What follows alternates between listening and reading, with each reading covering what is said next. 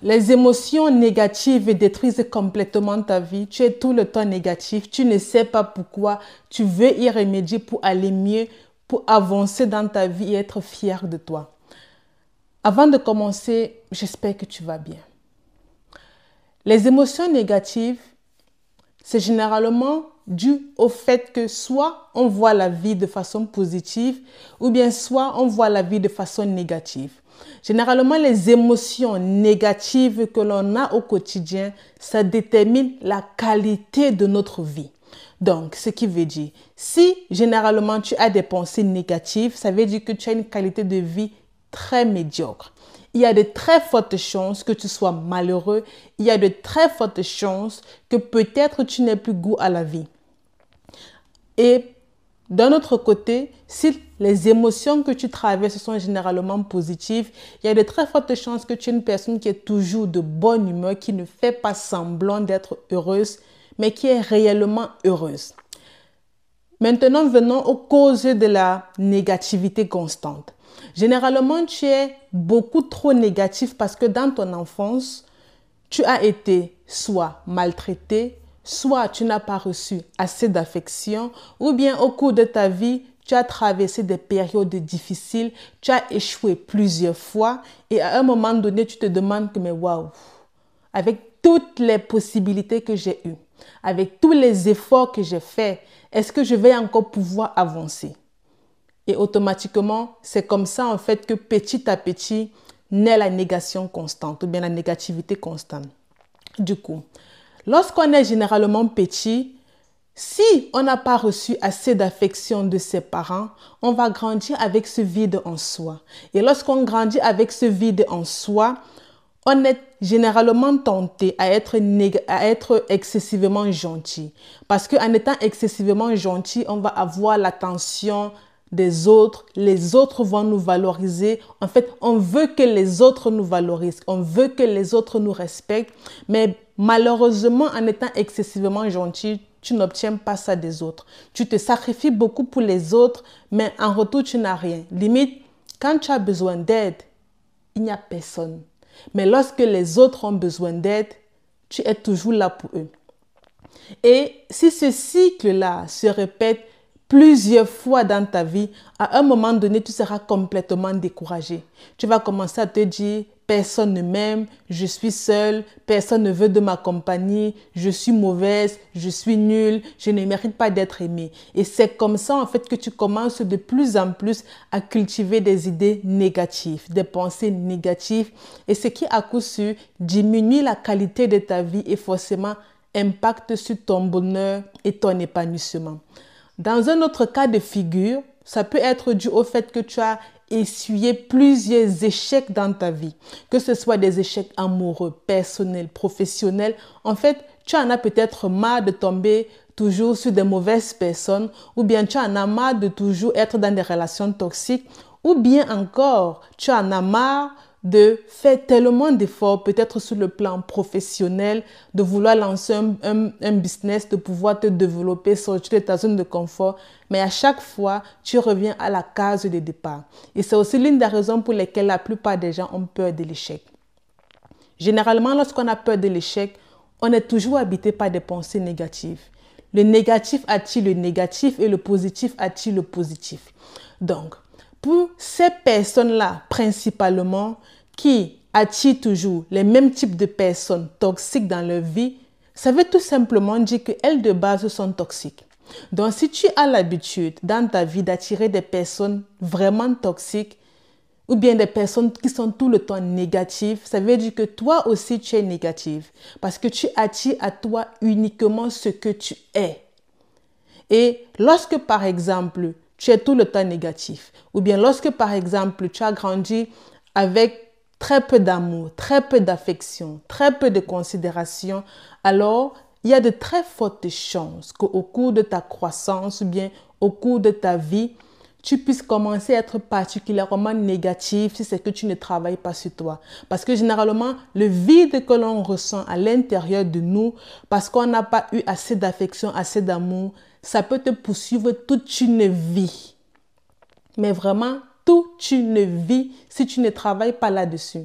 J'ai coaché des femmes de 60 ans, des hommes de 50 ans, tout âge, en fait tout âge. Il n'y a pas, comment dire, ça n'affecte pas, il n'y a pas une tranche d'âge précise que ce vide intérieur affecte, non. Lorsque tu ressens ce vide intérieur, ça peut t'affecter toute ta vie si tu ne travailles pas là-dessus. C'est la raison pour laquelle vous allez voir des personnes qui sont âgées, qui sont tout le temps négatives. Et lorsque tu es négatif, comme j'ai dit, tu n'attires à toi que du négatif. Lorsque tu as essuyé plusieurs échecs et que tu n'as pas de la résilience pour pouvoir avancer, tu vas à chaque fois te dire « Ah, ça ne vaut pas la peine. De toutes les façons, je suis nul. De toutes les façons, personne n'a rien à foutre de moi. De toutes les façons, je vais finir seul, je vais mourir seul. Mon problème ne sera jamais, jamais résolu. » Ça, c'est généralement les causes pour lesquelles la plupart des gens sont négatifs. Et lorsque tu ne travailles pas vraiment sur ces causes-là, elles vont impacter toute ta vie, définitivement. Maintenant, comment faire pour pouvoir travailler sur la négativité constante? Pour pouvoir travailler là-dessus, l'une des choses principales, premières, capitales que vous devez commencer à faire est de vous reconcentrer sur vous, encore une fois de plus. C'est important de se reconcentrer sur soi parce que j'ai évoqué cela dans une vidéo que j'ai déjà tournée. Lorsque tu te reconcentres sur toi, tu as cette possibilité-là de particulièrement voir les choses négatives. Tu as cette particularité-là de voir des choses positives. Alors que lorsque tu te focalises beaucoup plus sur ce que les autres vont penser, sur ce que les autres vont dire, si je dis X, est-ce que Y va dire ça? Si je dis ça, est-ce qu'on va m'abandonner? Si je me comporte comme ça, est-ce que les gens vont toujours m'aimer? Tout ça pousse généralement à la négation. Donc c'est pour ça que c'est important de te reconcentrer sur toi. Parce que lorsque tu te reconcentres sur toi, tu as plus de chances d'être heureux ou heureuse dans ta vie. Et en dehors de ça, une autre astuce que je vous propose, c'est de pratiquer la gratitude. La gratitude. Je vous raconte une anecdote personnelle. Avant, je ne pratiquais pas du tout la gratitude, mais pas du tout. Lorsque les gens me parlaient de pratique la gratitude, j'étais toujours en mode, mais la gratitude, ça sert à quoi au final? Parce que généralement, vous allez vous en rendre compte que plus vous regardez les vidéos sur les réseaux, sur le développement personnel et tout, plus les gens parlent de la gratitude, soyez reconnaissants. Mais moi, j'étais toujours en mode, mais ça sert à quoi en fait? Lorsque j'ai commencé à le pratiquer, je pense que ça fait 2 ans ou 3 ans, un truc comme ça. Lorsque j'ai commencé à pratiquer la gratitude, j'ai commencé vraiment à me sentir bien. Parce que c'est impossible de pratiquer la gratitude et d'être négatif. Je vous prends un exemple concret. C'est impossible de dire « j'aime la vie » et après tu te dis « je me déteste ». Ça ne va pas ensemble.